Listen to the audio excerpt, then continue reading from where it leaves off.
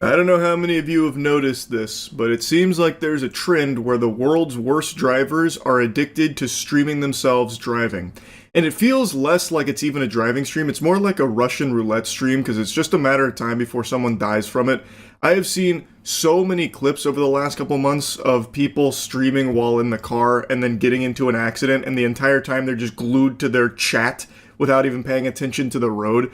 They basically treat their car like it's a fucking meteor and they're crashing it into the dinosaurs out there. Like, there is just no even attempt to brake in certain cases. It's a blatant disregard not only for their own lives, but the safety of all of the innocent people around them. It's unfortunately become pretty popular to stream racing out there on the public roads and cutting up and shit.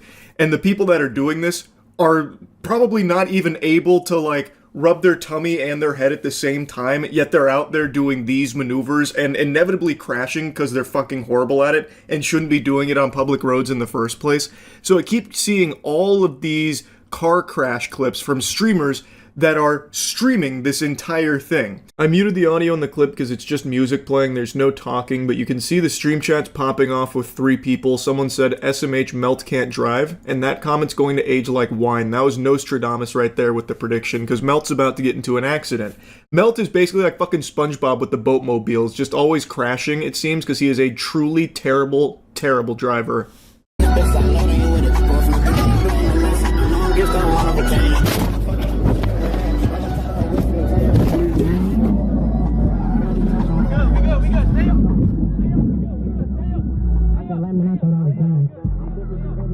Shout out to one of the 3 viewers in this guy's stream that decided to type in chat, "I'm jerking on big cocks" during the car crash. This one's for you, buddy. Nice. Now anyway, let's go ahead and show you the other angle of the crash.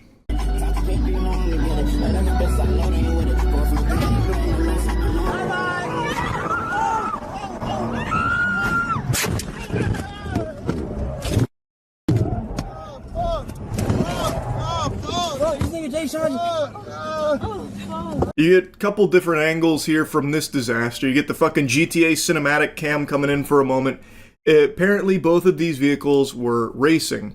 So that first clip you saw, like the dash cam, that car was racing with the streamer whose cabin you can see in. And that car tries to cut across multiple lanes, it seems, and hits right into the other vehicle, causing that big crash, which apparently led to multiple injuries, none life-threatening, as I understand it, at least based on current information. But you can see the panic inside the cabin when they realize what's happened, and they're going so fast that this could just be immediately life-ending. And luckily it wasn't. Also, luckily there were no other innocent vehicles involved in this crash. I believe it was just these 2 that were both streaming while driving. And to call this driving is being very generous with the term. It would also be a stretch to even call it racing. That's very loosey-goosey too, because they're so fucking horrible at it. It's more like they were just putting pedal to the metal with the orb of confusion in their cars. Because there's like no thoughts going through the minds of either driver here at all. Not paying any attention, nothing. It is just a catastrophe from start to finish. I also can't even begin to compute with what the driver was thinking, the one that was cutting across like fucking 9 lanes there before blasting the other streamer's car. I don't even know what the plan was. It's not like he's actually like driving or racing. At that point, he's just kind of like drifting through lanes, and it looks like he's treating his car like a fucking torpedo solely to hit the other streamer's car. And the other streamer also seems to have been cutting across lanes all willy-nilly and didn't see that his friend was doing the same, and then they collided. And then when you see the footage inside the cabin, nobody is really ready for what's just happened. Like the passenger there, she doesn't have her seatbelt on properly. She's got it tucked behind her back, it seems, so it's not across her chest, and she has her legs on the dashboard. So in an accident like this, that's probably some broken legs. And based on one of the reports I've seen, there are people saying that one of the passengers fucked their legs up. I imagine if that's true, it's probably her. Since her legs were on the dash and the seatbelt wasn't on properly, she probably did get like really fucked up from it. I imagine quite a few of them did. This is a very high-speed collision. All entirely avoidable if they weren't fucking streaming while driving and racing on public roads. It's so crazy to me, especially considering that the guy whose cabin you saw in, This isn't his first time having something like this happen with streaming and driving. On everything, chat, hold up. Let me just pull over real quick so Twitch don't be on my dick.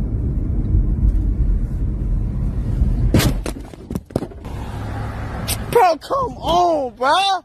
Say nothing, bro. You just hit my shit, bro. You just hit my shit, bro.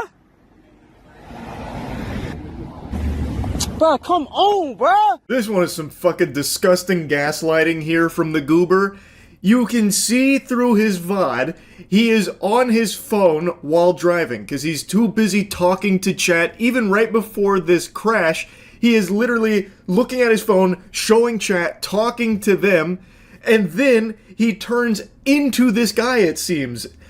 And then he gets out and he's like, you hit me! Come on, bro, are you fucking serious? Dude, bro, what, bro? Oh my god! It's so sickening. I don't know what the aftermath of that was. Hopefully he was found at fault, since there's overwhelming evidence to suggest that he was not paying attention while driving. He was too preoccupied with his fucking stream chat. And even if some little weasel tried to argue his case that he had finally pulled his peepers away from his phone to try and make this turn, because he wasn't, like, looking at it while turning, it's still very clear that he was impacted by the distraction of the chat, because when he makes this turn, doesn't seem like he checks his mirrors or anything. He just fucking goes for it, like, good luck. And then this happens, right after being so focused on stream chat, not the road. So I still think it's a case of him being a terrible shit driver that had spent way too long not focused on his driving. So yeah, this guy has a history of streaming while driving and then crashing. He is a horrible driver, and I think driving streams should be highly frowned upon in the first place. They are extremely dangerous. And I know he's not going to lose his license or anything, which is pretty crazy to me. It feels like no one really loses their license anymore. This guy could fucking ramp his car off of a parked tow truck and crash it into a post office, and they'd still probably let him get behind the wheel of a vehicle. Like, this guy is horrible at driving and loves to, like, stream while doing it and racing on public roads and crashing, and he's still going to be able to keep doing it, I bet you. Anyway, though, I'll stop yapping about him. I want to drop a little bonus clip for you here that I think serves as a beautiful showcase of what driving streams are like. This puts a nice bow on the whole genre. Where's it at? Can you post it again? Tega Ecstasy.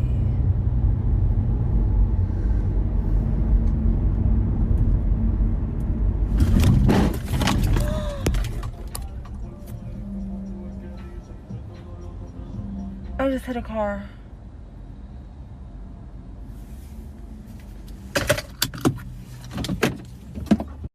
What a nice little smile she gives there at the end.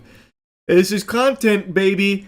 It's, oh man, it's despicable. She literally only looks at the road one time while driving in this whole clip. The second time she looks at the road is when she's about to hit that other vehicle. She is only looking at her stream chat, putting on like a performance like, where's it at? Can you send it again? And then just like laser focused on the chat, waiting for whatever link or something to be dropped there, and then looks down at, I assume, another phone or something, never even looking at the road while actively driving. Oh my god, it's chef's kiss. This showcases everything that's wrong with driving streams in general, all in one nice, succinct, complete package. So yeah, I'm not a fan of this huge trend of driving streams from the worst drivers on the road. It's just so trash, and I feel really bad for all of the innocent people that are going to be sharing roads with these people without knowing it, because right now their lives are being gambled with for the sake of these terrible content driving streams. Now I know in these instances the streamer does get banned for like a day or two, which isn't a real deterrent because then they just come back and do it all over again. So it's not actually effective at stopping it, and I don't think there's ever going to come a time when any of these streaming platforms say, like, okay, this is now a bannable offense if you're streaming while driving. I don't think that's going to happen because it is such a popular branch of content now, but I think it's only a matter of time before one of these kind of streams leads to either the streamer dying or someone that they hit dying. I think it's 100% going to end in tragedy at some point, then there might be a change. But until then, probably nothing. Anyway, though, that's about it. See ya. It's only been a few weeks since we talked about that horrible hemorrhoid on Twitch that abused his son because he lost a Madden game. That story has a happy ending. Luckily, George R. R. Martin finished this tale. He got kicked out of the house by his wife and hasn't really said or done anything since. I guess he just faded into the football shadow realm. But then, yesterday, some other streamer saw this guy and must have said, I want to be like him, but worse. So we have an even worse father that came out of nowhere, a new anime villain here, and this pathetic urinal cake just exists to get pissed on. He fucking sucks at the games he plays, and he has some of the worst anger I've seen on Twitch. I went through a couple of his old shit, and it's nothing but him raging half the fucking streams. But last night there was an eruption from this volcano of pathetic worthlessness. He storms out of his chair going off screen, yelling and screaming at a child, saying that he's gonna break their neck, saying, I hate you. And the child is crying and screaming, and he goes on Twitter to say it wasn't directed at his daughter, it was directed at his dog. He was threatening to break his dog's neck, which makes everything okay. I'm going to show the clip now. It's very disturbing, just a heads up, and then we'll go over him trying to justify his absolutely disgusting behavior.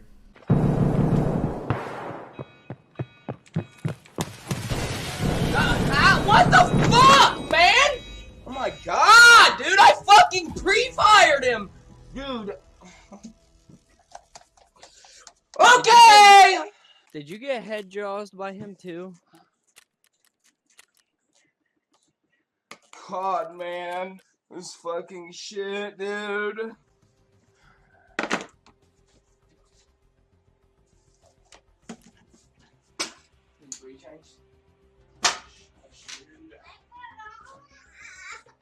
God, stop fucking shitting in it! Stop shitting! I don't care, Riley. Shush. Dude!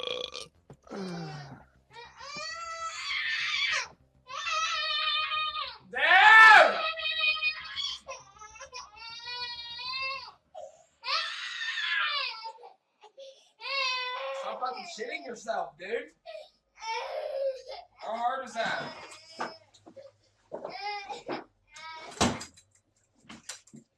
Christ, man. God damn, you stupid motherfucker. God, I fucking hate you, dude. Get the fuck out of my room, bro. Go! Get out! Go! The fuck out of my room, dude! Get out! I'm gonna break your fucking neck, dude. Get the fuck out! He's yelling at a child, but he himself is the biggest child in that house, just having a full-on whiny, pissed pants baby meltdown. Oh no! Okay, dude. Oh. All because he just fucking sucks ass at his video game. And of course you could see some gamer tears crashing upon his Dorito-dusted desk as he gets up and then just starts to be abusive towards everyone around him. Now it's important to note that this clip is actually cut. It's not one continuous clip, but it's in two big sections. The first section where he goes, starts yelling and a child is crying as he says to stop shitting yourself, and then it's cut again when he gets up and he says to get the fuck out, I hate you, I'll break your neck. So there is two clips here. And in the first one, I think it's very clear that this is directed at his daughter. And he is a father, he has a daughter, this is his Twitter bio, aspiring gamer, single father of a beautiful 3-year-old, business owner. Look, I'm no fortune teller, I don't have a crystal ball, but I think this clip right here just single-handedly killed your business. I don't know what the business was, probably something fucking terrible though, like he probably sells gaming diapers because he's always shitting himself out of anger in his video games, so probably thinks there's a market for it, not realizing that he's just one of the only ones that gets that fucking mad at games. Now this asshole took a much different approach to the last abusive father on Twitch. That guy just left without saying anything, didn't bother to defend himself. This guy's doing everything he can to justify what happened here. So going on Twitter, we'll go over some of them. He says, anyone who believes that edited ass clip is severely misinformed. While I don't dismiss that I got overly upset, I was definitely 100% talking about my dog. The guy that I banned from my stream edited it to not seem so, but that's what it was. This guy even fucking writes like a child.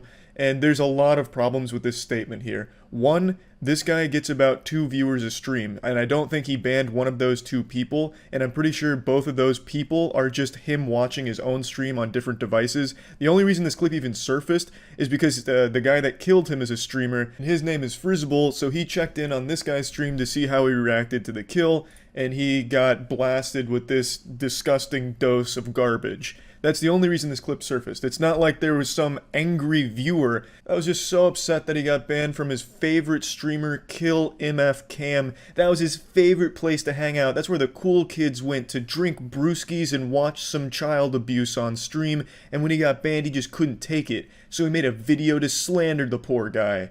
And then another problem with this statement is edited ass clip. There's only one edit. It's a continuous shot all the way up till when the child is crying, and then it cuts again to when he gets out of his chair to yell one more time saying, "I hate you and I'll break your neck." It's not like a clip that's edited a lot. There's not a lot of editing going on there. They didn't have to try very hard to make you look like an abusive asshole, because that's clearly what you seem to be. Now, in the second clip, it could be directed at someone that's not his daughter, since his daughter is no longer screaming and crying out of fear. So that's possible that it's directed at his dog. But does that make it any better, you cum dumpster scumbag? I don't think so. Animal abuse is still a horrible thing, also still a crime. The first clip, though, I think it's pretty undeniable that that was directed at your daughter. You wouldn't talk to a dog that way, and your daughter is extremely fucking scared, crying. So I don't know how you could possibly make the argument that the first part of this clip is not directed at your daughter. Because even if it wasn't, it clearly seems like she feels that it is. He continues, "You really said I threatened to break my dog's neck, not my 3-year-old son, and admitted to hitting your dog because you got angry, and think that sounds any better at all."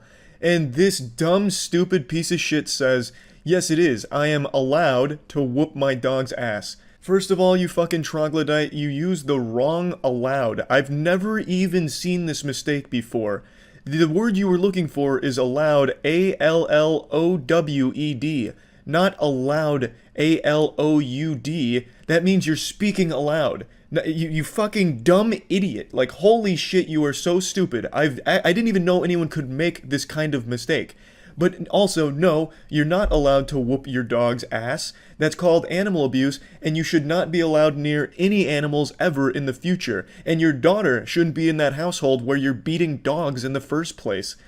He continues, whoop my dog's ass for being bad, dude. She's a pit, LMFAO. I whooped her butt twice and made her leave my bedroom, LMFAO. While it wasn't okay to sound so mad, it really wasn't what this guy edited it to be. This guy sucks. This guy fucking sucks. Every single statement he makes himself look worse and worse and worse. This guy is an insufferable asshole who apparently beats his dog in front of his daughter. So this is not acceptable. Even if in some far-off fantasy world at no point in that clip was any of that directed at his daughter, he openly admits to beating his dog, and you can hear his daughter crying about it. His most recent tweet to really cement his place as a good guy, a victim of slander, is this right here. I'm gonna go ahead and say one more time. To all that are concerned, I'm sorry I reacted the way I did. I did overreact, but my overreaction was in no way directed at my kid. That video is edited slander of me yelling at my dog, though that doesn't excuse my anger, please realize. I mean, so this guy truly was the victim of just some horrible slander campaign. A smear campaign against the good guy, Killa MF Cam. Man, it's so upsetting to see just a normal, good, red-blooded American, hard-working man trying to beat his dog on stream and then getting slandered for it. Like, come on now. I feel so bad for the guy. Unbelievable that this good man would be the victim of such a horrendous, heinous slander video. Ugh, despicable.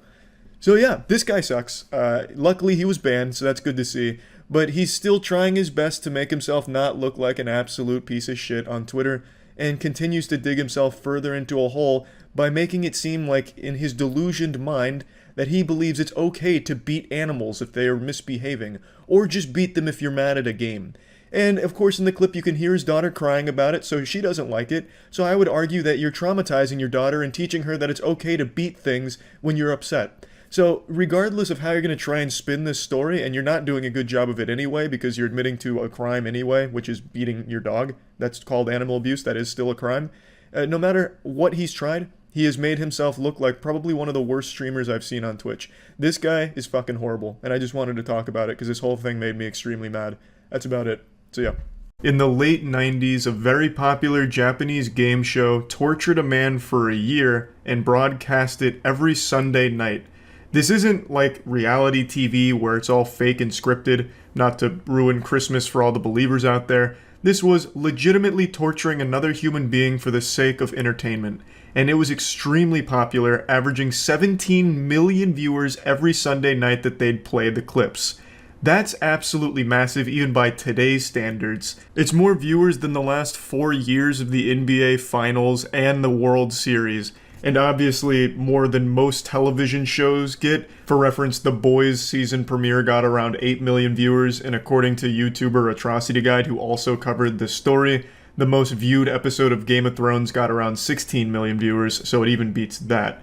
Just an absolutely massive success, but it doesn't stop there. The producers knew there was still a little milk left in those teats and they wanted to suckle. So they actually turned it from just a weekly broadcast into a full-blown live stream where you could log on online and watch him suffer in real time. So whenever you were just feeling particularly quirky, you could hop in there and watch a man be miserably tortured for the better part of a year. Doesn't that sound like fun? What a great way of starting the day. A nice bowl of cereal and milk for breakfast and watching a man's sanity slowly deteriorate as he dances around naked in absolute agony. Wonderful. This is the story of Nasubi. As I briefly mentioned, another YouTube channel named Atrocity Guide made a great video on this topic, but I wanted to go even deeper. So we, Caleb, Chelsea, and I, really did a fucking thorough deep dive, spreading the foul cheeks of this situation wide open, going through live streams, all of the broadcast clips, in order to really get a handle on just how vile this whole thing was. So let's begin. In 1998, a popular Japanese game show named Susanoo Dimpa Shonen held a raffle to find their next contestant for an upcoming show they were working on called A Life of Prizes. Nasubi ended up winning the lottery and was ecstatic. He believed this was going to be a big break for him since he was also an up-and-coming comedian, and he was escorted to a small apartment where he was then instructed to take off all of his clothes in order to participate in the game. The challenge was he would have to survive in this apartment on nothing but his winnings from sweepstakes. They only provided him with water, and he was told that he would not be allowed to leave or communicate with the outside world or have any access to anything that he didn't directly earn through magazine sweepstakes. He was told that he'd need to win 1 million yen, which at the time, 1998, was right around 8,000 US dollars, through only mail-in magazine sweepstakes in order to complete the challenge and be released from the room. And yes, this does include food. They didn't provide him with any food. The only food he'd have access to is the food that he earns through mail-in sweepstakes. It just feels like there were better odds of a bird carrying $10,000 in its mouth crashing through the apartment window than actually earning 10 grand through mail-in sweepstakes. This shit is like something you would actually hear of like fucked up prison guards at Guantanamo Bay doing as like a joke or something. It's so cruel and brutally difficult. But Nasubi did actually pull it off. It took Nasubi 335 days total to finally make enough money to be released from it. Or at least, so you'd think. This is actually only the tip of the iceberg here, but I just want to give you the story in a nutshell. And I also want to explain the name Nasubi, because that's not actually the contestant's real name. His actual name is Tomoaki Hamatsu. The name Nasubi actually means eggplant, and he got this because the producers used an eggplant to censor his genitals for the broadcast, and they also said that his head resembled the shape of an eggplant. The whole point of the Susanoo Dimpa Shonen broadcast here was to laugh at Nasubi, and people were. 17 million people having an old hoot and a holler, real side-splitting comedy, watching a man be legitimately tortured. Nasubi believed that he was being recorded and that the clips were going to be re-edited and broadcast for TV, so he would come in and like update people on what he's doing, like, I just won this can of cat food, I just won this bicycle, and then he'd like dance around and try and make it entertaining, but he never knew that he was being live streamed the whole time. He was under the impression that it was just going to be moments from the challenge. Not that every excruciating second of this challenge was being broadcast to all of Japan. Extremely fucked situation, and this is just the bare outline of it. What I want to do for this video is actually go through a lot of clips and moments from this live stream and the broadcast, as well as just everything surrounding it, because it is so baffling. It is bizarre that this actually happened. I remember Vsauce did a video on what happens to the mind when you're cut off from stimulation in the outside world for an extended period of time. And unsurprisingly, it is so psychologically damaging to be completely alone and isolated like Nasubi was. And Vsauce only did like a few days. Nasubi did over a year, 15 months total. なんと脱いで書いているとはい誰かが来た、はい宅急便、やった来た第1号気分フードケミファさんのファイバーゼリー12個入りでございます。いただきます。 This was Nasubi's first big win, a fat dubski. He was able to secure 12 pots of fiber jelly. I don't know what the fuck fiber jelly is. I've never heard of it in my life. That sounds like a made-up substance in the movie Snowpiercer, but it was huge for Nasubi because it's his first bit of food since this started, so he was extremely hungry and was able to get some nutrients. This wasn't the first thing he applied for, though. The first sweepstakes he was entering were for clothing items. He wanted to cover up, obviously, because being naked is going to be cold, uncomfortable, especially since it's being filmed. So he had applied for an apron first, but he didn't win. やった!また何か当たったんだ。はい。お名前出してもらいたいと思いまして。あ、はい、わかりました。はい。当然かまずラーメン。全部で1700円になります。すいません、間違えました。Obviously, since Nasubi was trapped in isolation, cut off from the rest of the world, he cherished every single knock at that door. It was the only bit of human interaction he gets. So he'd get excited, and of course he's expecting to win something, since why else would someone be knocking at the door? So he gets really hyped up, like, hey, finally something came that's going to help me get closer to completing this challenge, or maybe it's food and I'm starving. But that wasn't always the case. Like in these two clips here, sometimes it was just fucking cruel, where a postman knocked on his door just to let him know that he needs to put his name on the mailbox or some shit, and then also someone put the wrong address for a ramen delivery, so he couldn't even have the ramen after smelling it. It was just really sad to see. 米かでんでねー米だナスに米お米5キロです Finally, it seems fortune's looking up for Nasubi here. He's able to secure 5 kilograms of rice.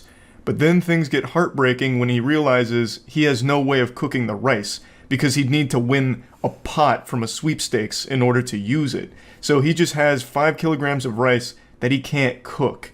It's fucking terrible. You know, like, it's a treasure that you can't have. So he gets desperate and he starts resorting to eating the rice raw. 生米をかじるお願いします。おかゆにでもちゃんとなってください。申し訳ないですけどね。ちょっとこれは失敗じゃないですか。ちょっと待って。ちょっと待ってよこれ。実験成功見て。Unable to continue eating the rice raw, Nasubi knew he needed to find some way to cook it, so he went full fucking Jimmy Neutron here. He hatched an idea to put the rice into one of the jelly fiber containers, and he put hot water in it, left it out overnight, hoping to make it somewhat cooked. As you can see in the clip, he said, even if it's gruel, just make it into something. It didn't work at all. So he came up with another plan to put it in the fiber jelly container, put it in the hot water, and set it next to the gas burner. So that way it would kind of cook it by proxy. And this worked. It was able to cook the rice, and now he had an efficient way of actually eating that rice that he'd won. 自転車に乗ってご飯が食える。幸せだな僕はね。 Slowly but surely, Nasubi was chipping away at that million yen goal, winning more and more prizes, such as a bicycle, which on the surface seems pretty useless since he couldn't take it outside, but he turned it into a stationary bike, and I'm sure that was like a good way of stimulating him, because what the fuck else are you gonna do? So he'd eat his watery rice while pedaling on the bicycle, and he started gathering more and more winnings. It started to look like my fucking dorm room from college, just a bicycle and all kinds of miscellaneous shit all over the place. 来ましたね見事に。いやいややってみるもんですね。ほら。お米の炊き方98年3月版ニューバージョンです。やっちゃってるよこれ。もうトレビアン。 He also upgraded his whole cooking operation by using a pin and a can of sake. He was able to create a pretty efficient cooking apparatus, so he was able to make rice more efficiently. He was even able to cook spaghetti now. So he was really like climbing up the tech tree here by just being an absolute fucking genius. And it's also worth noting some of the more useless things he won, like the bicycle, wasn't entirely worthless because that helped increase the value of his winnings, bringing him closer to that million yen mark. So even if he couldn't get a ton of usage out of it directly, just having it in the room was beneficial because it gets him closer to being done with the challenge. 瞬間が訪れようとしている。しかし、でもちょっと厳しいね。こんな小さすぎた。こんな感じになっちゃうねちょっとね。 Now, it's been about 2 months in this clip here, and according to Atrocity Guide, Nasubi submitted 5,748 sweepstakes entries in the first month. So you can imagine that he's right around that 11,000, 12,000 sweepstake entry ballpark, and he is just now winning his first article of clothing, which are used panties from someone named Hitomi-chan. I want to say I had no idea the used panty market spanned this far back in time. This is 1998. I thought soiled panties, used socks, and bath water were things women started selling within the last decade to take advantage of like internet sales. I had no idea that this was a popular market all the way back into the 90s. But anyway, Nasubi wins these panties. It's his only article of clothing he's won so far, but they don't fit, unfortunately. 名前つけてあげないとね。かわいそうだね。そうだ。ナスビのお友達でビーナス。ナスビ、ビーナス連れて初めてのお散歩。 I found this one to be extraordinarily sad, so still around 2 months now.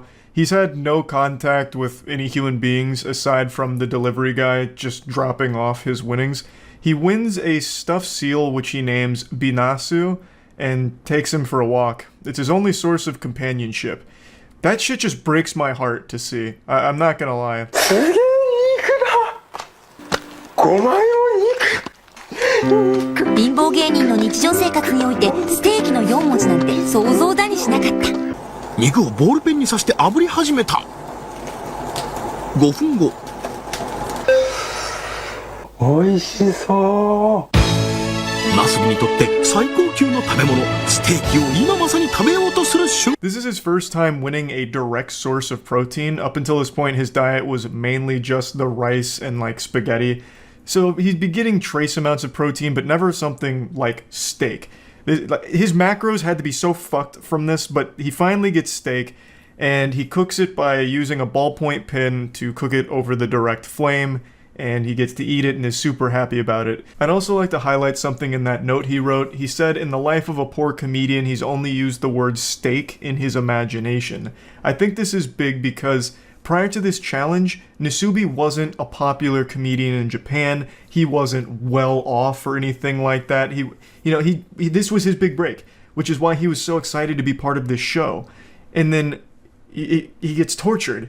It's so fucking cruel. Like, you can't help but feel absolutely horrible for this guy. 当たった。電車でガッ。さらに。専用コントローラー好き。運転手はナスビ、車掌はビーナスってな風に。かな。加熱しないで食べるつもりだ。うん。全然いける。美味しい美味しい。うん。すべてヴィーナス君のおかげだ。He wins a PlayStation game as well as a special controller for it, but he doesn't have a PlayStation or a TV to play it on. He then also wins raw pork and raw crab and eats it raw because he didn't really have an efficient way of cooking those. And you can see that he talks a lot to the stuffed seal. This is very much like a Castaway situation with Wilson. When you're deprived of human contact for as long as Nasubi has been, you start to try and find ways of being social. Humans are social creatures by nature, which is why it's so torturous to be deprived of that. It's fucking brutal. It's been right around 3 months by this point, and he is not even halfway done to the million yen goal. 3ヶ月ぶりの掃除スタート。テレビですテレビ。まあ1は映んねえのか。アップするよこれで。そのものとは歯ブラシと歯磨きのセットです。He's able to win a vacuum cleaner, which enables him to clean the room for the first time in 3 months, and then wins a TV, which would have been great because he'd finally have some source of entertainment, but unfortunately, since there was no antenna, it was useless because it would only play static. And he still didn't have a PlayStation to play the PlayStation game that he won, so the TV was just a source of fucking white noise, I suppose. And then he finally gets something really, really useful, which is a toothbrush and toothpaste, which lets him brush his teeth for the first time in 3 months. 白衣を着た人現る。健康チェックに来ただけです。全く問題ありません。ナスビさんは健康であると認めます。This is one component that I always see left out for all of the publications or videos that talk about the horror of the Nasubi story. They actually had a doctor come in and check up on him. The staff wanted to make sure that he wasn't on the brink of death or that he hadn't contracted any serious disease or anything. So they had a doctor come in, take his vitals, also did a blood and urine test, or so they claim, and then gave him a clean bill of health. Now, assuming that that's all legitimate and not just, theatrics for the television program, I would still say this doesn't take into account the actual torture this man is enduring. Even if his vitals are okay, he doesn't have a disease or any, big alarming health concerns. This is a man that has been deprived of sunlight, socialization, entertainment, and just basic human needs for 3 months by this point. So even if all of the blood work and all of that is within normal limits, this is a man who is still very much not okay. And to try and make it seem like, no, everything's great, Nasubi's happy, and this is a totally fine by-the-books thing, look, the doctor even says so, is even more scummy and shitty. 嫌なことに気づいてしまった。命の源お米が米袋の底に溜まってる程度になってしまってる。ついに今日で最後か。これが最後のお米です。はい、ドッグフードです。するとまずい。ドッグフードです。Somehow, the story keeps getting more tragic. The rice that he won on the 20th day was finally running out, and he was unable to win any more during this time. So he resorted to eating dog food, and dog food became the primary thing that he was eating. It was his main diet.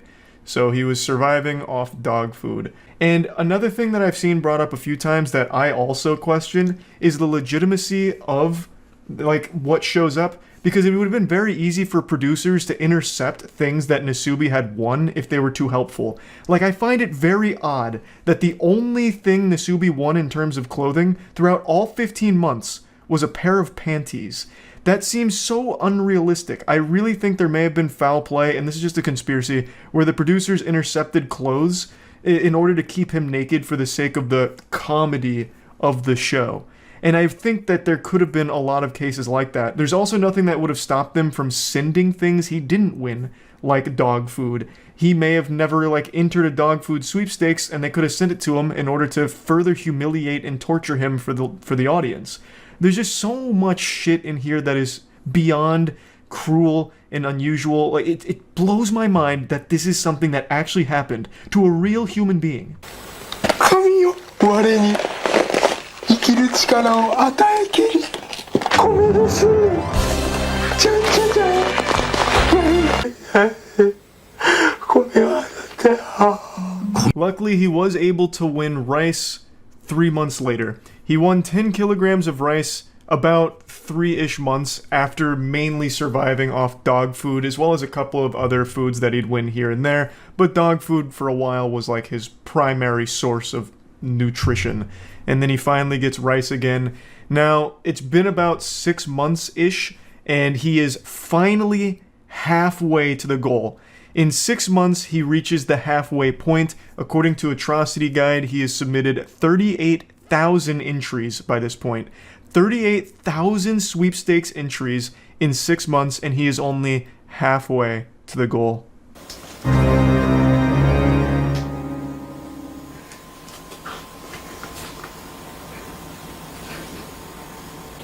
久しぶりだ。この時ナスビは思った。終わりですか。100万いったんですか。いってない。意味がわからないんですけど、全然。うわー、車やった、動いてる動いてる。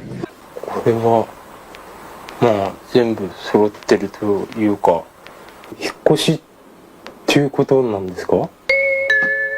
Just when you thought it couldn't get more fucked up. So what happened here is this show was so popular, people eventually found out where Nasubi was being held. So there was paparazzi, reporters and everything that all were crowding around the space, so the producers moved him to an identical space where no one would know where he was. It was super far away, it was like 5 hours away, I believe, and this whole time Nasubi thought, oh, I must have won. But it turns out he didn't. They were just moving him to continue the game in a different location. It looks like actual kidnapping, and to a certain extent it is. The entire time, Nasubi is kind of delirious. He hasn't talked to people in a long time. He even says his mind is clouded with anxiety, and he's saying things that don't make any sense. He's unable to really talk to people, or talk around people in general. He's like completely lost that ability due to right around 6 months in total isolation. しかしこの企画が放送されていることを知らないナスビにプロデューサーは、なんか演技担ぎ。じゃあ私のためってことですね、これは。身に余る光栄です。 The team told Nasubi that he was moved to a new location for renewed luck, so better fortune at a new spot, because they didn't want to tell him the real reason that they were relocating him. So they came up with that, and I'm pretty sure Nasubi doesn't believe them because he kind of laughs about it, saying, oh, so it's for my own benefit. I think he's very well aware now that this is a pretty fucking evil team of producers here, and whatever reason they had for moving him probably wasn't for his own benefit. 格屋のこれは椅子と机が当たったってことなのかな、これは。社長気分っつうのかね。当選第1号、国与のパーソナルデスク&チェア。操作しづらいんですよね、爪が邪魔でね。爪がこんなになっちゃってるからね。His first win in the new location actually is a fucking fat one. He gets a new desk, a new chair. They're both relatively expensive too, so it's a great victory for him. And he shows his nails. The nail growth is outrageous. He hasn't been able to trim them in about 6 months now. Like, he is genuinely a prisoner here, and it shows. With this room switch, producers decided to offer a live web stream alternative, causing them to digitally follow Nasubi around with a joystick in order to censor his genitalia. As you can see, the quality of the live stream is primitive, but keep in mind this is in the late 90s. I couldn't actually find a high-quality clip showing how they censored the live stream or did the live broadcast, so this comes from Atrocity Guide as well. What they did is the producers had a whole team that was dedicated to following Nasubi around with a joystick like they were playing a fucking arcade game with a sensor to keep his dick and balls off the screen. And they live streamed him. They wanted to offer a real-time alternative instead of just doing like the weekly Nasubi update with clips. They wanted 24/7 Nasubi coverage for anyone that wanted to go watch. So This was pretty innovative for its time. I think it's definitely one of the first like actual around-the-clock live streams that ever actually aired. It's pretty impressive. ウィダーインゼリーが当たってかれこれ2週間当選がない。ここまでね当たんないってのもなかなか久しぶりの出来事でね。車で移動。着いたところはちょっといいよ。いいっすか。ナスビのあまりの運のなさに見かねたスタッフは当選運の上昇を願い2度目の引っ越しを決めたのだった。So Nasubi initially had a good string of luck at the new location. I believe, according to Atrocity Guide, he had done 17,000 entries and won decent stuff, but then hit a really bad cold streak, even ran out of food at one point, so the producers did move him again to another location to help him out in winning more prizes, I suppose. And it worked, because he did win more prizes.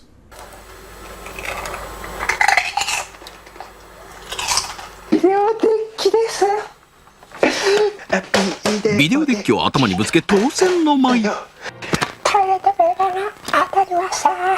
ほんと10ヶ月ぶりにねトイレットペーパーに触ったよ本当に。 He finally wins food again and really celebrates getting some potato chips, and he also gets a VHS player, which will be nice to go with the TV, assuming he ever wins a VHS tape to play it. But I think the most important thing he wins here is toilet paper.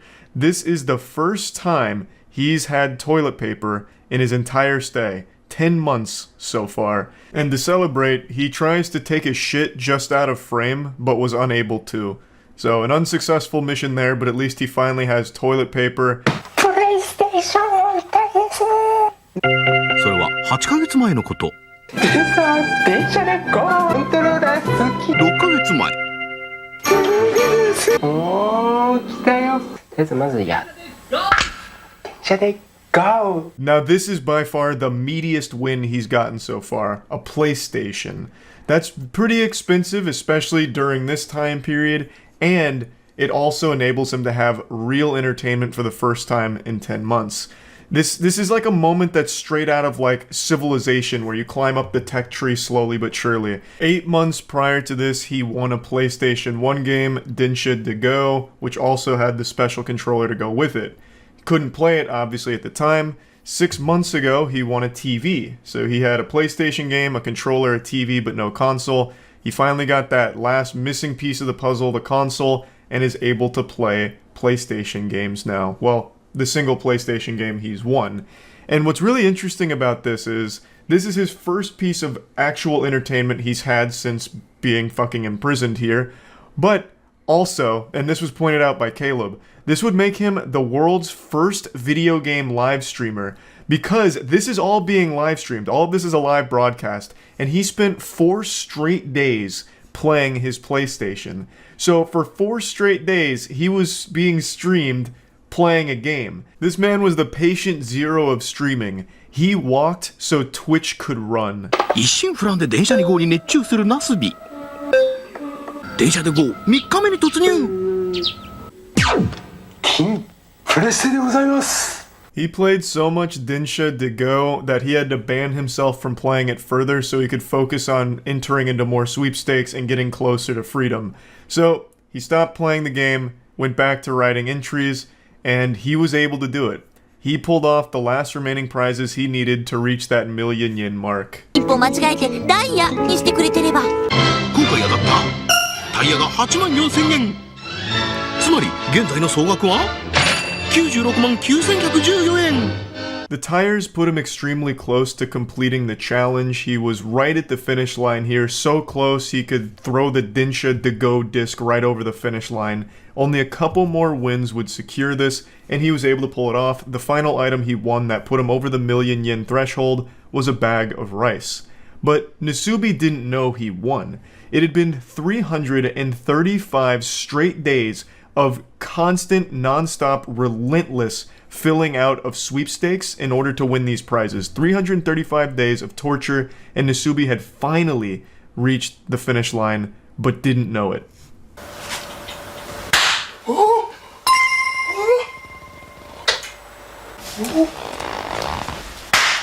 ゴールを祝いクラッカーで祝福。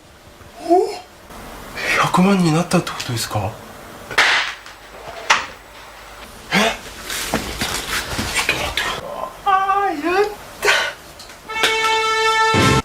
11ヶ月と1日前に脱がされた私の服ですね。 Per usual, the producers come in like a group of burglars during the night and start popping party poppers in his face, which scares the shit out of him and really confuses him. They eventually explain that he did win, he made 1 million yen, and they give him his clothes back. It's been 11 months and 1 day, and this is the first time Nasubi's putting clothes on in that entire time frame. So when he puts them on, he says that it's uncomfortable and itchy, but he's very, very, very happy to be done with the contest and glad that he's completed it. But that's not where this story ends. The producers took Nasubi to Korea, telling him it was a celebration for completing the game and for all of his hard work. So they went to an amusement park, he ate a lot of great food, he had a wonderful, incredible time, and then things got real fucked up. そこは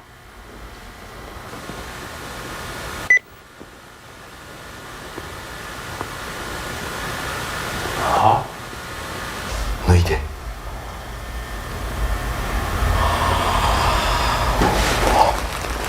人は韓国の憲章だけで生きていけるか。ナスビ大ショック。 Nasubi was making them far too much money. The producers weren't done suckling from this cash cow's teat, so they trapped Nasubi in Korea. The goal this time wasn't 1 million yen. This time he was going to have to enter sweepstakes in Korea, which he didn't speak Korean, so he had to use a Korean to Japanese dictionary to translate. His goal was to enter the sweepstakes, win prizes enough to afford a plane ticket from Korea to Japan. That was the objective. He was stripped naked yet again and forced to endure the same torture that he had already endured for 335 days prior. I would like to make a mention here. There is a moment where the producer says, if you don't want to do this, just say so. To which Nasubi responds, I'll do it. So I don't think they had ever forced him against his will to complete these challenges, but he was pretty much promised fame after doing these things. So in the pursuit of Nasubi's big dreams, he allowed himself to be tortured mercilessly for 15 months. こんなにいっぱいということは商品総額が 47,800 円ということはゴール 46,900 円突破 検証生活 in Korea. This time around, however, Nasubi went fucking plus ultra, straight up turbo mode. He had become a master at this shit.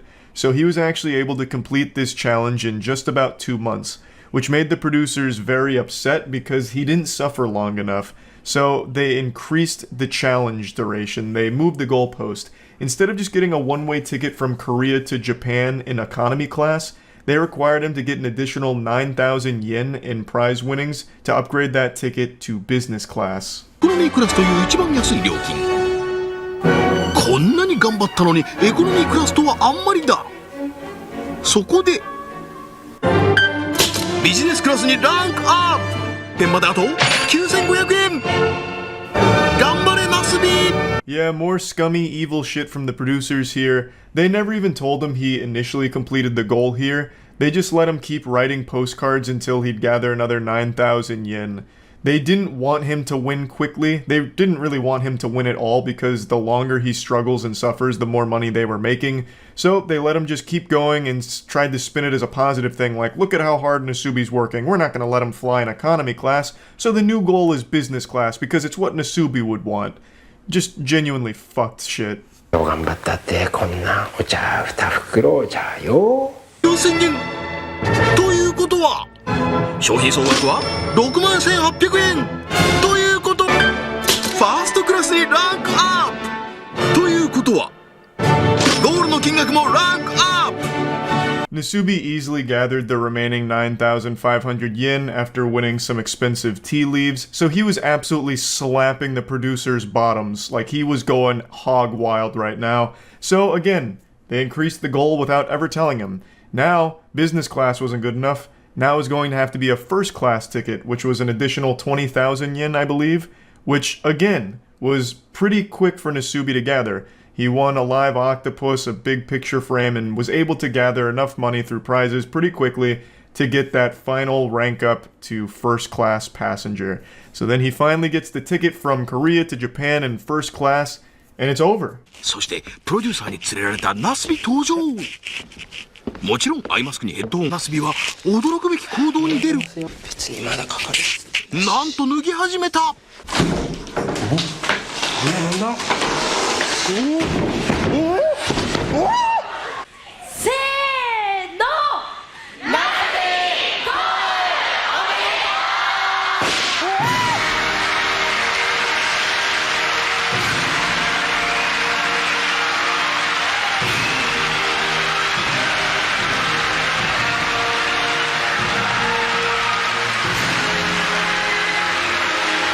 But the story wouldn't be complete without one more final act of cruelty towards Nasubi. They blindfold him, put noise-canceling headphones on him, disorient him, and drag him on stage into a mock room designed to look like the rooms that he'd been staying in for the last 15 months. So out of pure instinct, he gets completely nude again. It's the only life he knows, so without ever being told to take his clothes off, he does it anyway. And then the walls break away, revealing a live studio audience laughing at him and congratulating him for completing the show. Nasubi is understandably confused because for 15 months he has been psychologically and physically tortured. So he doesn't understand what's happening, he doesn't get it, and is shocked, scared, and all around bewildered. It's just one more sick fucking joke from the producers. Millions of people watching the finale, as well as thousands in person watching him, completely naked and completely having no idea what's going on or why. The life of prizes was finally complete, and the entire show, Susanoo Denpa Shonen, was cancelled pretty shortly after. It didn't have like a super long run after this, but the toll that this experience took on Nasubi's life obviously didn't stop with the finale. He reported being uncomfortable in clothes for about 6 months afterwards, and his social skills had obviously deteriorated. He said he was a lot more shy and not really able to be a comedian super well anymore because obviously he had been cut off for so long from people. He just kind of lost the ability to carry on conversations efficiently and overall just became a lot more reserved as a result of this. He did, however, sell his diary, the Nasubi Life of Prizes diary, like his journal, and that was a bestseller. That was a massive success. But he himself never achieved that level of fame that he was kind of promised with a show like this. He did have certain roles in other productions, and some of them pretty sizable roles in other productions, but never a massive success in Japan, even though this is like the most successful live stream in Japan's history. So just an overall extremely sad and cruel story. The main producer behind this show has gone on record and said he doesn't regret anything. He said his goal is to make miracles on film, and with Nasubi, he accomplished that goal. He did apologize to Nasubi, and Nasubi confirms that the producer did apologize to him, but the apology only does fuck all. Like, that doesn't make up for 15 months of lost human contact and health. Like, that's a nothing burger. But I guess at least he apologized, even though he made millions of dollars off the back of Nasubi's suffering. But anyway, I wanted to share this story because I find it to be one of the most interesting ones when it comes to like live broadcast television as well as live streaming. This is one of the first live streams, and it was fucking bizarre. Extremely fucked up story. And yeah, I just wanted to share that with all of you. Thank you to Caleb and Chelsea for compiling a bunch of clips here, so that way we could tell the story as best as possible. And yeah, that's about it. See ya. Yesterday I talked about a streamer who passed away while on stream. His name was Raphael Gravin, known online as Jean Parmenov. He was a French streamer who was once a gamer, then started doing more IRL content and teamed up with some real degenerates that mistreated him and abused him for a very long time.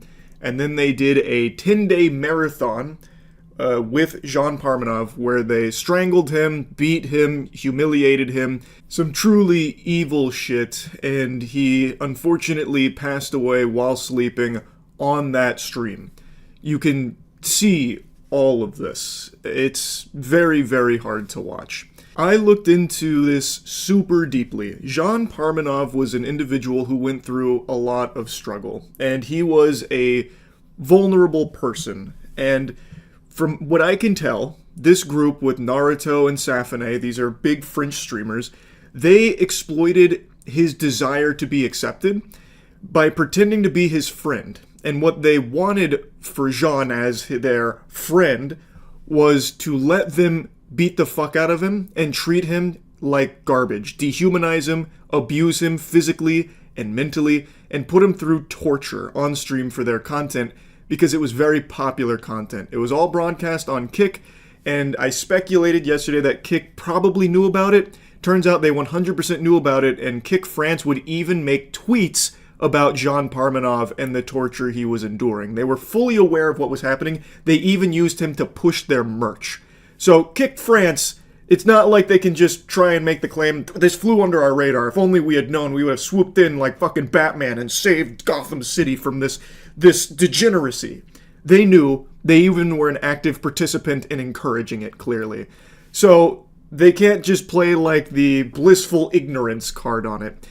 Now, from what I read, that Kick Twitter account that was posting about it was run by a French agency, so maybe like Kick's staff didn't particularly know, but I find that kind of hard to believe that you would just let this agency have free reign and that never ever reports back to Kick itself.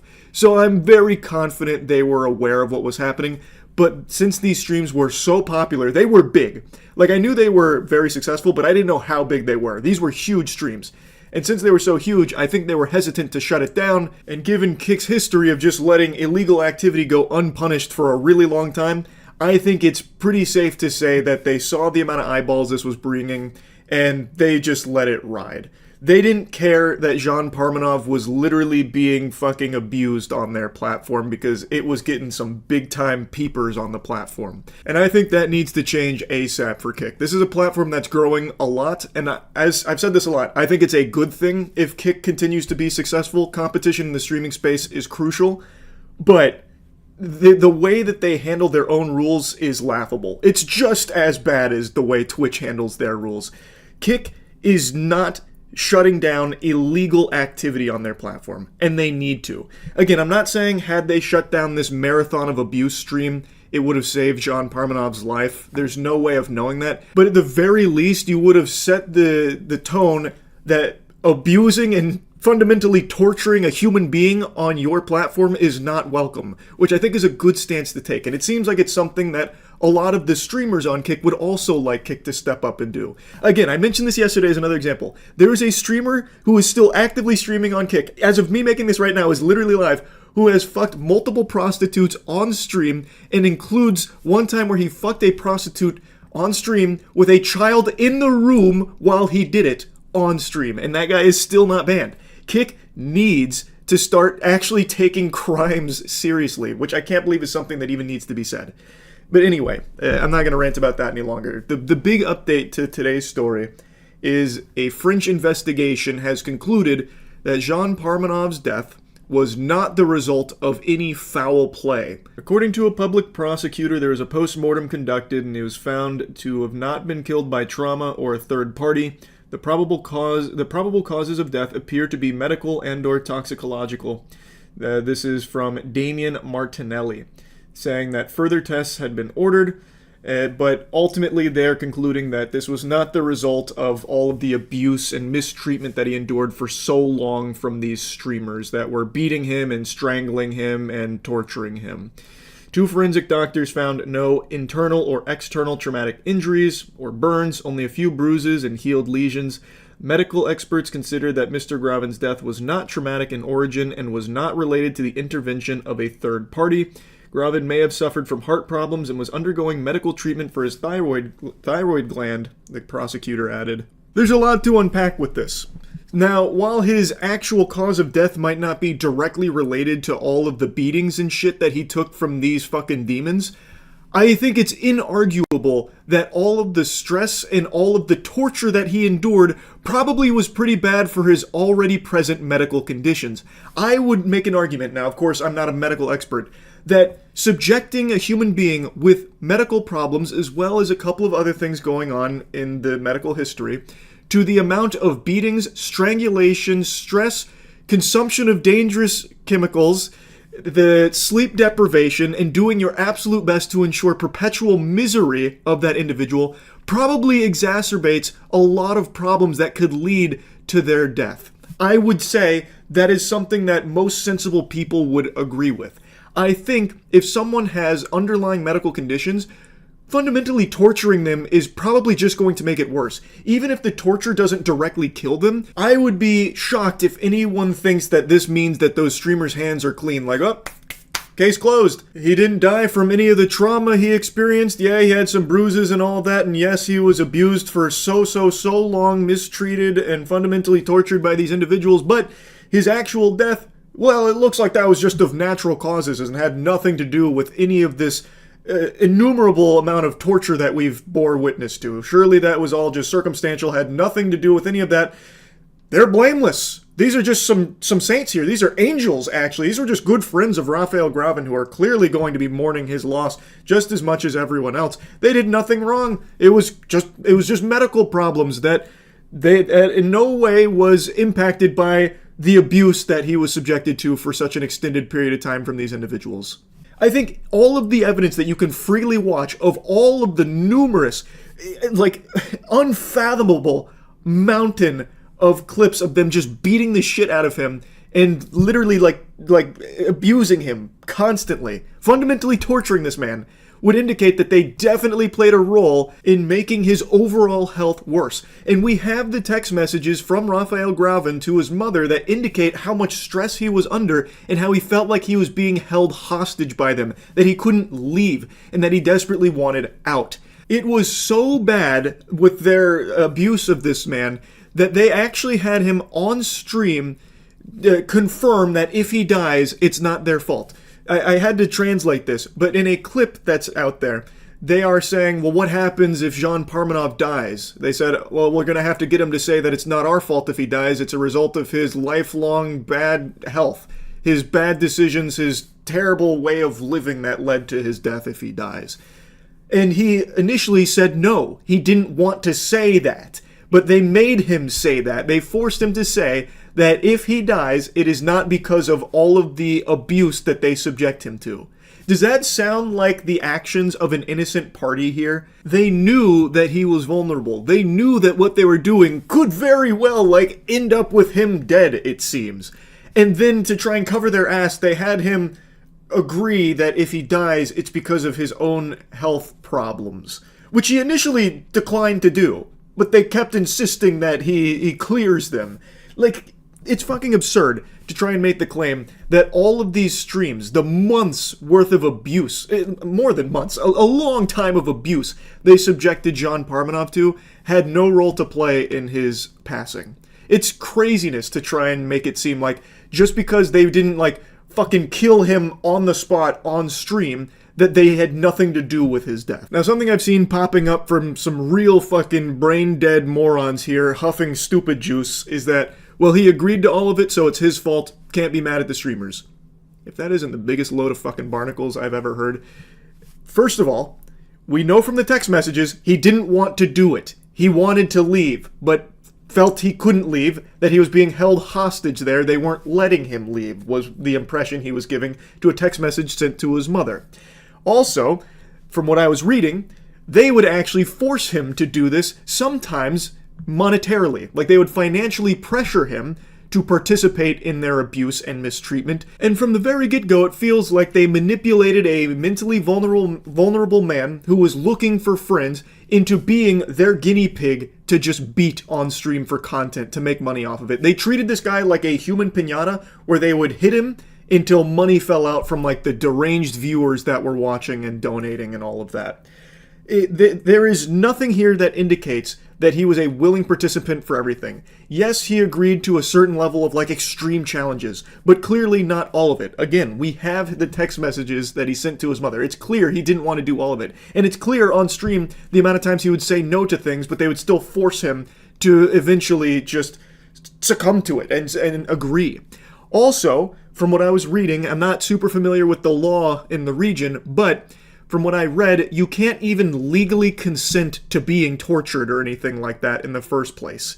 So even if he, like, fully agreed to everything, it doesn't seem like you can legally even do that. Like, you can't legally consent to fucking torture on yourself. It's just... This whole thing is indefensible in my eyes. Also, Naruto's a bitch. This loser brings shame to the entire Hidden Leaf village. He has ruined the Uzumaki name with this. He has filed a cyberbullying complaint amid the backlash to all of this. He has the gall to file a cyberbullying complaint about his feelings being hurt with people insulting him for all of the abuse that he subjected Jean Parmenov to. So he filed the complaint to the Paris Prosecutor's Office Cyber Hate Division, targeting those who have harassed Naruto since JP's death. As he goes through a period of mourning, Naruto is the subject of a cyberbullying campaign.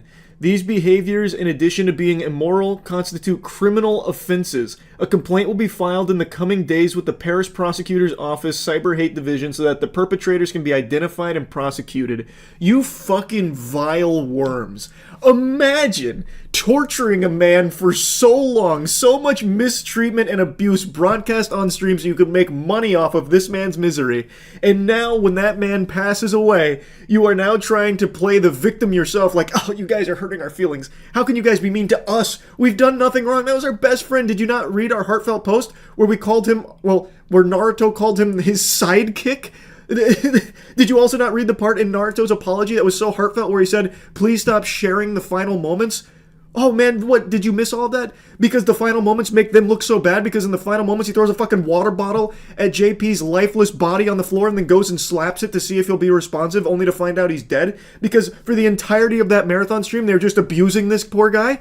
What? Oh my god, did you miss all of that? It's so clear how much they loved their best friend and you guys are being mean to them? That's crazy. Oh my god, what does the world come to? We need to identify and prosecute everyone who's left a nasty comment about Naruto and Safune. It's so fucking cringe. It's crazy. It is just craziness. This story has been so fucking gross and I can only pray that they actually do face punishment here, because now I'm starting to worry that they won't. It looks like they might get away with it. I also learned that they'd actually been taken in by French authorities earlier this year about everything they were putting Jean Parmenov through on stream, but they were released the same day.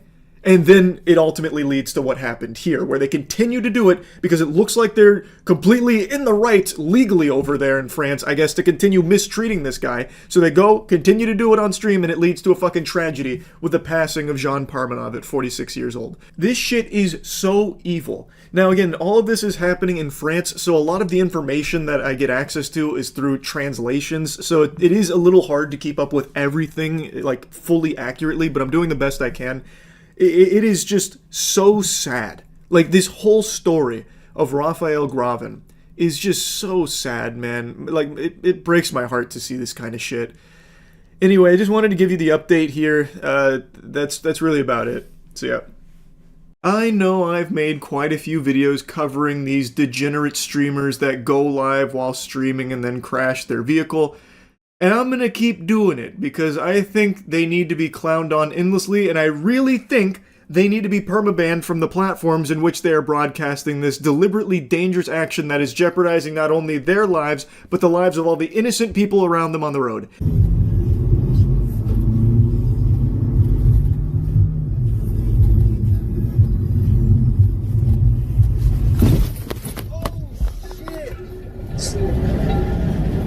Now this one basically fills out an entire fucking bingo sheet of these degenerate losers. There's nobody typing in his chat. He is broadcasting this garbage to actually nobody, just crickets. There is one person that's not like a bot or a mod there that said a word probably like 15 minutes ago that's still on screen, and yet he is still too focused on streaming to pay attention to the road. He stops at the red light momentarily and then says, fuck it, we'll do it live. Goes forward and then basically T-bones a car that's coming through. He runs a red light, blatantly filming his crime. Also, this corny bozo's got such a dog shit stream overlay, I can't help but laugh at it. He's got his kick name as a watermark in the top left of his stream, which has a logo, which is just 2 fingers doing this, which is something a 12-year-old might think was cool and edgy. And then on the top right, he has Plinko. Now, I don't know if he's trying to, like, promote some kind of gambling partner, but I find that hard to believe because he's not a very big streamer. I don't think he'd have, like, a contract to try and promote Plinko on Steak or something like that, because he wouldn't be driving a lot of traffic there. No pun intended, because this guy can't drive for shit, clearly. But I imagine that he's probably not actually contracted to do that, so maybe he's trying to fish for referrals to get himself out of the hole, maybe? Or maybe it's like Plinko as some kind of community building thing where, like, his chat plays Plinko with imaginary points, fucking Monopoly money. I don't know, but I just found that overlay to be extremely silly. And imagine it is actually like a community thing where it's not real money or something. I don't know why he'd have that there. There is no community. Like, it doesn't seem like there's anyone alive in chat with a pulse, so who would be playing that? It'd just be him dropping his Plinko ball by himself, just sad and lonely every time. Oh my god.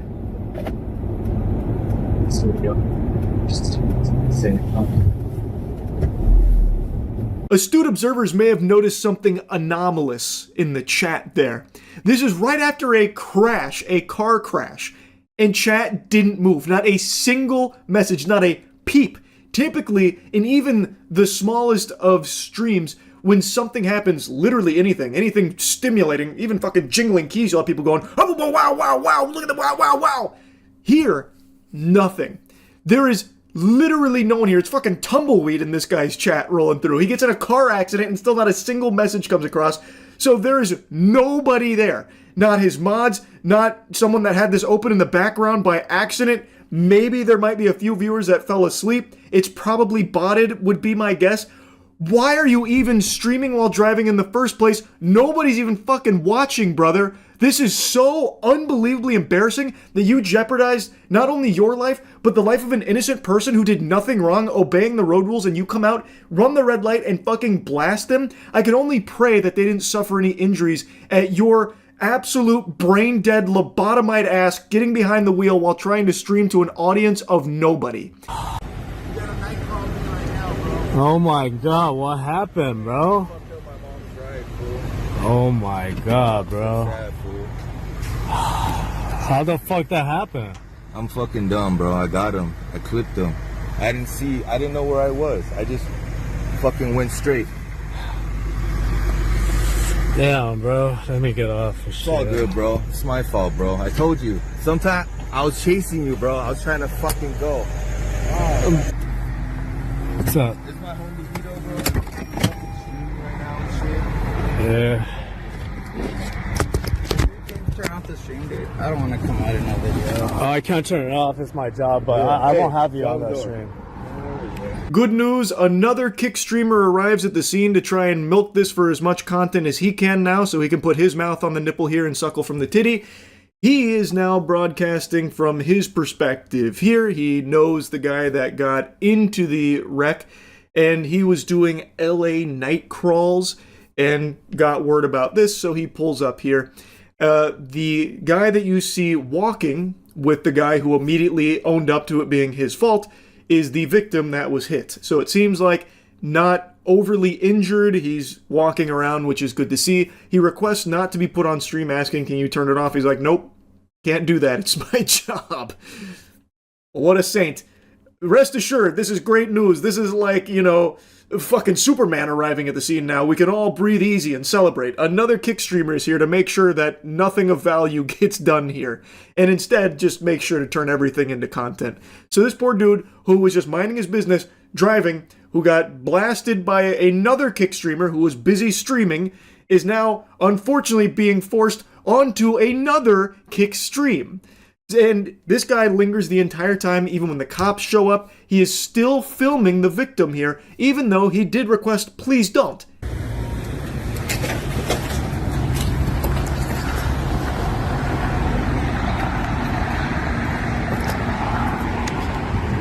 How did he clip him, bro?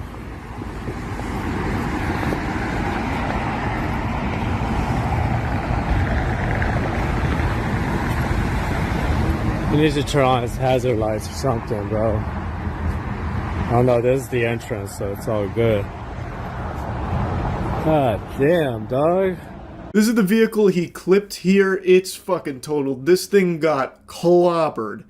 Now, it seems like one of the headlights is out here, and I went back to watch the initial impact to see if it was out at the time of impact. It seems like it might have been, but there's only like a single frame where I could find it, and it's a little hard to tell, but I think it might have been.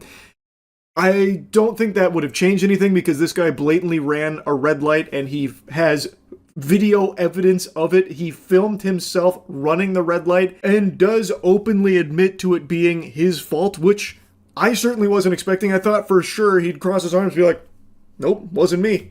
Why'd you hit my car? What were you doing? Huh? Couldn't help but notice you were missing a headlight. You just came out of nowhere and fucking annihilated me. That was on you. I thought for sure there'd be something like that and him trying to bury the video or something, but no, he did assume responsibility at the scene of the crash. You know what's fucked up? You can't see the red, so I can't see if it's red, yellow, green. You know what I mean? Yeah, I kind of saw it through the stream, but yeah, I know what you mean. I can't see the light on the other side, bro. I didn't even know there was a light. You know what I mean? Yeah. Buster, if you can't see that this is red, you should not be behind the wheel of a car ever again. Period. It couldn't be made any more explicitly clear. Like, Jesus Christ, does God need to put an invisible wall here like a video game developer to keep you out? Like, how can you not tell that this is red? Also, he starts coming to a stop. He comes to like a pseudo stop and then decides to go through. If you didn't know it was red, why did you start stopping in the first place, buddy? What are you talking about? Then he had the gall to say he didn't even know there was a light there? Are you driving with your eyes closed or something? Like, what are you doing? Letting the force try and, like, guide you around or something? What do you mean you didn't know there was a light there? Are you even lucid? Like, what, you pop fucking 50 perks or something then drive? How would you not know there was a light there? Also, you were coming to a stop. You had to know there was something in front of you. What was making you put your foot on the brake? That is like the worst possible excuse when you have video evidence that you yourself recorded to the contrary. I think what happened is when he was slowing down at the red light, he was probably too distracted looking at his stream. He did say when he walked over to the other guy that showed up that he was trying to catch him. I think he was probably watching that guy's stream in the car and wanted to get to him quicker so he wouldn't be left in the dust or something. So then he decided, fuck it, I don't see anyone else coming right now. I'm just going to run this red light without actually doing a full survey, and then just ran the fucking red light and then clipped this guy. Now, driving with a headlight out is dangerous, obviously. But I don't think that was a contributing factor to what happened here. He was unfortunately subjected to the natural disaster of a fucking kick streamer behind the wheel of a vehicle. That's like a terrorist attack. When you have a kick streamer streaming in a car, you best stay inside. Because that is a disaster waiting to happen. This shit seems to be happening every week now. So dumb. I thought there was just a left turn. Yeah. He's just waiting for a tow truck now? It's not to be here right now, bro. Yeah. I was doing calls and I got this alert on Citizen, so we came to check it out and it was your car. It was me? J-Fool says, the clip clearly shows 3 red lights. I'm on it, fool. 10 minutes ago. Follow me up. A grim, sickening look into the poisoned mind of a clout goblin using what could have been fatal accident as a plug for his content. Yep. Luckily, no one died here. Very easily, they could have. That guy's car was in terrible shape. It got absolutely obliterated. It is a miracle that he wasn't, like, actually seriously injured. And he, the streamer himself, also could have died, too. But at the end of the day, since no one died, there's no one being buried. That's just fucking content, baby. Send it. So he starts plugging his shit. Just so despicably shameless. I really think that there's got to be some kind of crackdown on this type of shit, right? Like, it is just completely out of control. It is happening all the time with these degenerate streamers streaming while driving and inevitably crashing. Like, come on. It's so absurd now. Like, I really think when something like this happens, I think they should lose their license. Like, I think this guy should not be driving again. Full stop. Like, he can't be trusted behind the wheel of a car. Like, I think that's what I've learned. But anyway, just had to make fun of this asshole here. These driving streams, it's getting scary out there. That's really about it. See ya.